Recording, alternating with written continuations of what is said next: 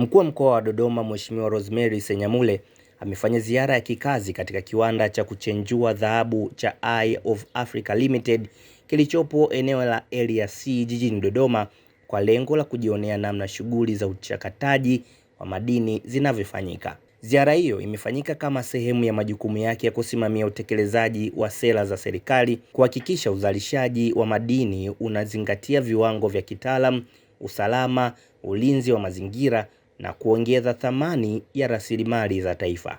Akiwa kiwandani hapo, Mheshimiwa Senyamule amepokea maelezo kutoka kwa wataalamu wa madini na uongozi wa kiwanda kuhusu hatua za kuchenjua dhahabu, uwezo wa uzalishaji na mchango wa kiwanda hicho katika ajira na mapato ya halmashauri. Leo tumepata nafasi ya kutembelea kiwanda kinasema Eyes of Africa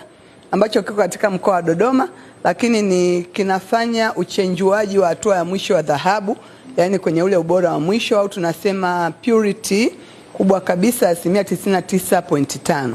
Kiwanda hiki kinakusanya dhahabu kutoka maeneo mbalimbali yaliyo karibu ya Dodoma na yaliyo karibu na mkoa wa Dodoma, ikiwepo Dodoma wenyewe ambapo wanasema katika dhahabu wanayopata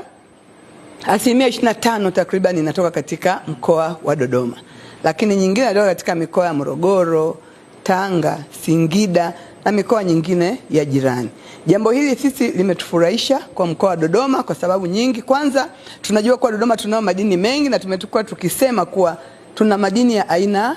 karibu zote kiacha Tanzanite ambayo bado hatujaigundua. Kwa leo tumeweza kushuhudia na kujiridhisha kuwa dhahabu hii pia ipo Dodoma, lakini tumefurahi kuwepo kiwanda hiki kinatengeneza soko la wananchi ambao wanachimba dhahabu. Lakini kiwanda hiki kama tunavyoona, hii dhahabu tuliyoishika hapa,